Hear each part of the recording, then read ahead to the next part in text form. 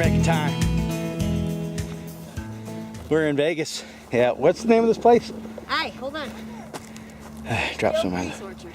Gilcrease Orchard. In Las Vegas, there's an apple orchard. Actually, there's several. You get it? We got ourselves a bucket full of Granny Smith apples. Probably go up to the grocery store and get some red ones. Throw in the mix. We'll mash them up. Make some cider. Maybe even some pie. Make homemade apple pie. What do you think of that? Homemade pie.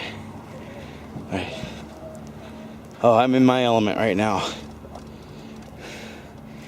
Okay, bye. Keep your element moving, it's hot.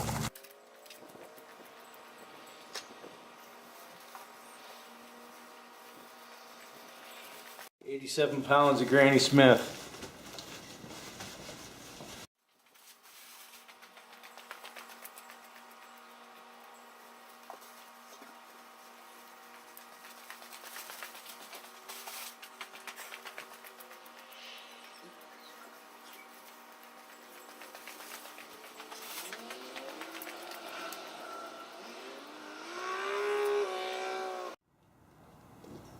And 3 pumpkins.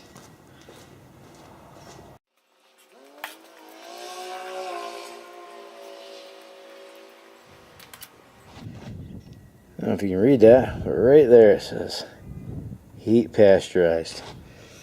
I'm going to do a taste test. This was actually made at the orchard that we got the apples from. They have a cider press, and this was made on the farm there, and so we're going to compare. Okay.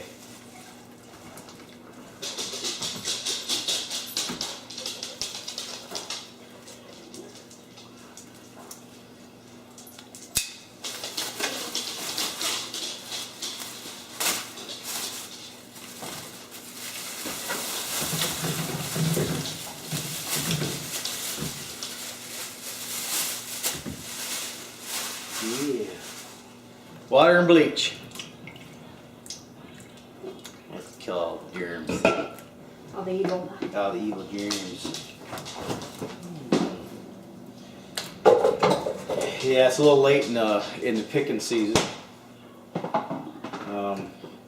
Most of the orchard's been picked through. But, you know, that's an orchard that's in the middle of the city of Las Vegas, actually North Las Vegas, and it's a working farm, but it's not really a farm. It's like a learning center and it's like a non-profit. They don't actually harvest their own stuff. The community does that. So we didn't save any money by we didn't save much money by picking our own fruit, but there's a lot of waste. We picked up 87 pounds of apples, but probably half of that was off the ground. Just drops off the ground, and you know, probably 2/3 of the fruit that was laying on the ground was good fruit.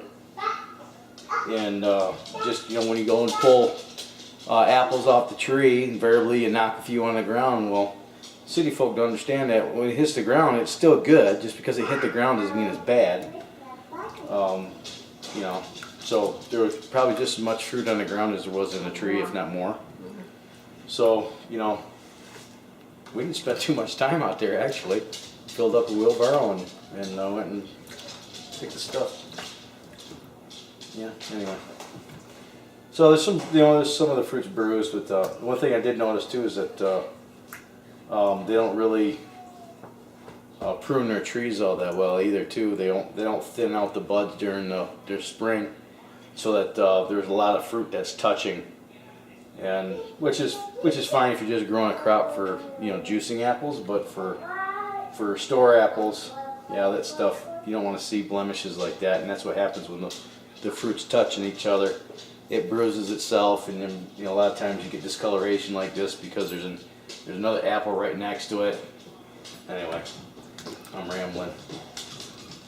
What we gotta do now is take this and quarter them or cut them in half, and then we'll throw that in the processor, in the food processor, and render that into a mash. Pump the hydraulic jack down on it and squish the juice out of the mash. It's gonna taste so good, Debbie. Alright, let's get this stuff in the rinse basin.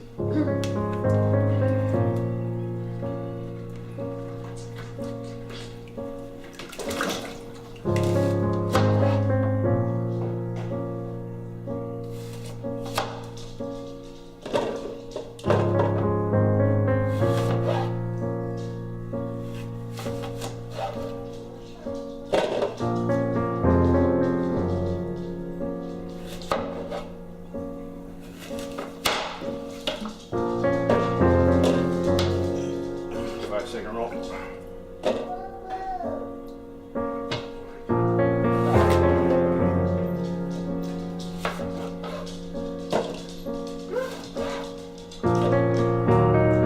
Okay, so those 2 bags of, or the 4 bags, excuse me,